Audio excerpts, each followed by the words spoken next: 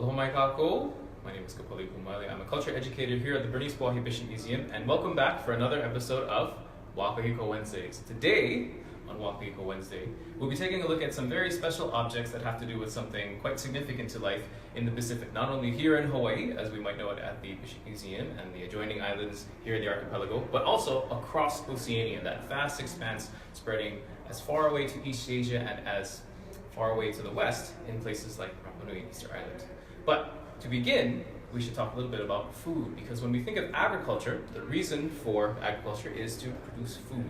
And across the world, different cultures have created special objects and special practices that help them to gather the food that they need. Across Oceania, particularly in places like Hawaii, island agriculture is a little bit different than continental agriculture. And the kinds of food crops that are grown throughout the Pacific reflect that special history, both in terms of cultural practice and what's available on islands. Now, when we think about island food, some people might be tempted to think about fish, and certainly fish are part of our larder. Here in Hawaii, some of the elders would say that the ocean is your icebox. Basically, the ocean is your refrigerator. If you know where to look, you can find food wherever you go. But for areas of the islands that are further inland, where your access to protein resources is different, your main staples may actually be vegetables or vegetable foods. And in particular, the way that we gather, harvest, and turn those resources into edible foodstuffs is a little different than fishing. So we have some special objects to help us with that. And to refer specifically to a particular kind of object, we're going to talk now about something that we would call digging, the diggers, because across the Pacific, many of the root crops that we grow have to be planted in the ground and then dug out. So as opposed to just using our hands, we have many different kinds of objects that will allow us to do some of that work for us. Take a look at this very special implement over here. Now, upon first glance, you might notice that it looks similar to a shovel, a spade, or in English, sometimes what is called a hoe, which is a digging implement that's used in gardening. But if you look very carefully at the construction of this object, you'll notice that it is made of some very special materials. This particular implement is used like a hoe, but it is used to dig up what we call in Hawaiian kalo, or what is called in other parts of the Pacific, taro. Now, the handle itself is made from a shaped piece of wood, and it's not a piece of wood that's been carved to that shape. It's been grown in a special way and then carved to fit this blade end. If you notice, the blade itself is actually quite different from the handle. It's all lashed together with coconut cordage, but that blade is a bone from the underside of a turtle shell. And that's a really important thing to consider, because although we do have many digging tools that are made specifically and solely from strong hardwoods that we find in the Pacific, this implement has made use of a material that's even stronger and will hold an even harder edge. And that turtle shell bone will allow you to dig deep and fast. And if you notice, it doesn't have a long handle. And that's because, if you think about tools like hoes or shovels, you aren't trying to leverage a whole great deal if you're close to the ground and you want to get in and out. But this is a very useful tool to have, especially on islands where the kalo, or the taro that you grow, is not going to be of the same variety that is found often in wetland areas. So in certain parts of the Pacific, particularly coral atolls, where there aren't a great deal of, let's say, water resources, as you would find in places like Hawaii or in New Zealand, well, the kalo, the taro that grows there, it's a little bit different. It can grow in areas and tolerate more salt, but the idea is that you don't have to dig through a lot of wet soil or a lot of mud or reach in and grab it. You're digging through sandy soil or soil that is more compact. So a tool that will help you do that digging with a sharper blade is going to be ideal. But for other kinds of digging implements across the Pacific, there are what we would call in Hawaii, o'o, digging sticks. Now, many of these follow the same form. They're a long hardwood stick, or whatever wood is available to you, that at the end has been made into a point or made into a blade, almost like a spatulate blade. And what this does for you is it allows you to focus your leverage and fulcrum the process of digging. So here in Hawaii, we use our digging sticks that we call o'o to create puka, to create holes in which to plant foods like kalo, taro. By planting the huli, by planting the tops of those, they regrow the roots, and then you can harvest them out again. you could use the same kinds of tools to plant things like yams, sweet potatoes, or other kinds of root crops. Now, in other parts of the Pacific, you're going to have the same kind of idea, because those plants, along with many others, some of which we'll have a chance to talk about today, are common throughout Oceania. But when we think about the overall design of the digging stick like this, it is simple, it is straightforward, and it works. It's time tested. But in some parts of the Pacific, we take that simple idea and innovate. If you take a look at this digging stick, here, this is an example of a ko. As if you hear that name in Aotearoa, the Maori, which is the indigenous people of that land, call these implements ko. In Hawaiian, we call them o. So the name is similar to the function. But if you take a careful look towards the bottom of this ko, you'll notice that it does have a spatula bladed end, but it also has something attached to it. And that attachment is a footrest, which improves on the efficiency of the tool. Because instead of leveraging all of your weight just on the point where it's contacting the ground and attempt to dig up something or dig a hole, you are now able to push it in with your foot. Very much like modern day shovels, some folks will use their foot to add a little bit more pressure, a little bit more power.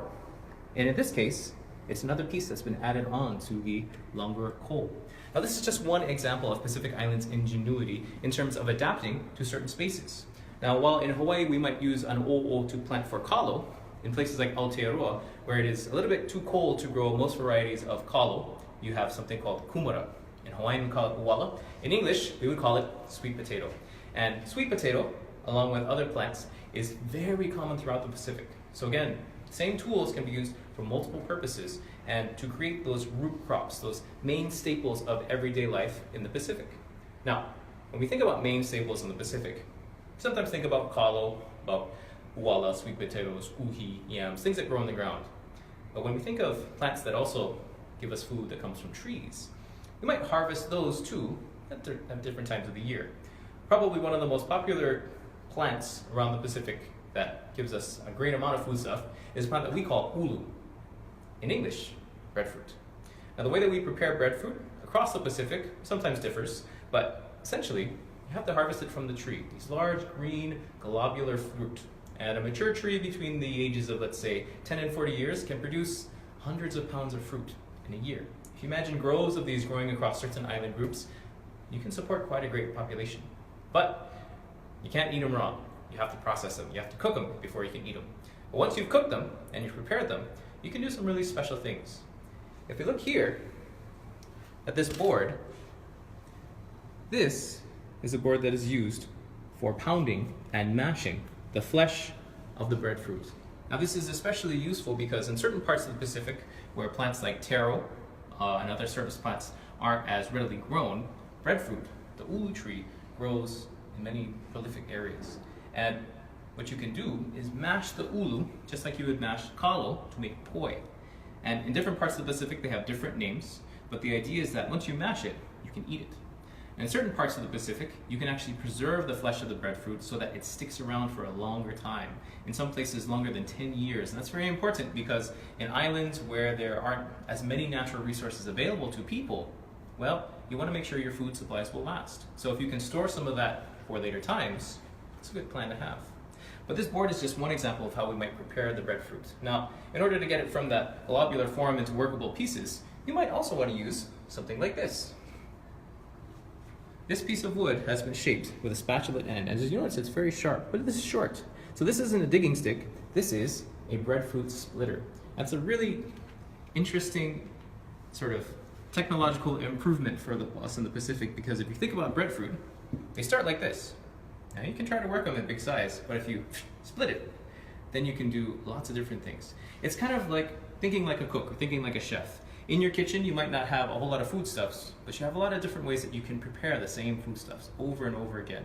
And that gives you a lot of advantages because it gives you options. But when we think about foods that are optional too, breadfruit is an option for many parts of the Pacific, just like kalo, just like sweet potato. But particularly, there's another plant that some of us might be very familiar with, and that is what some people might call the humble niu, or in Hawaiian, that is the coconut. Now, those of you who have eaten coconut before know that it's not as simply a matter of husking it and then you can get to the meat and the juice inside. You have to get past the nut part. Now, in modern days, some people will use metal rods anything that's sharp. But in past times in the Pacific, when we don't have ways to create metal, or we don't have access to that resource, we have to use something different. Something that's going to be equally as sharp, but equally as hard. Take a look over here. This is an example of a traditional coconut husking stick. As you notice, again, the top edge is very, very sharp. And what you would do is you would sink this into the ground, and you would also then crack the coconut on the top of it, on that bladed, pointed edge, just like you would a piece of metal. But something that's really interesting about this particular stick is that it may have had a secondary use. If you notice that there are some burn marks right there on that side. There's a small hole that's been cut into the side of the stake, which suggests that it could also have been used as what we sometimes call a fire plow, which is to say a traditional way of making fire in the Pacific, which is to take one stick that's quite long and another stick that's short. You hold that shorter stick and you push. After friction and pressure, you create fire. Well, you create an ember, which you can then turn into a full-fledged fire. But that goes to show the value of these kinds of materials on islands that perhaps do not have a lot of wood. So you have to do double duty. But when we think about double duty, that's what food does for us. It has the double duty of providing nutrition and sustenance, but in many cases, the foods across the Pacific also have symbolic meaning. Here in Hawaii, plants like the kalo are genetically and genealogically linked to our ancestors in many of our stories. It is a similar story across the rest of the Pacific, because for us, food is not simply something delicious, not simply something that we can grow. It is life itself, and the life that you put into you is the life that you get out of you. So there's always a result if you know what foods you're eating. But now that we've had a chance to feed on all of this knowledge, I invite you folks to have a bit of a chew on this and digest some of this information as we've had it today. But tune in next week, same time, same place, for another edition of WāKahikoWednesdays. I've been Kapalikū at the BishopMuseum, and like we say, it's never goodbye, it's ahui ho, so ahui ho kako. See you again.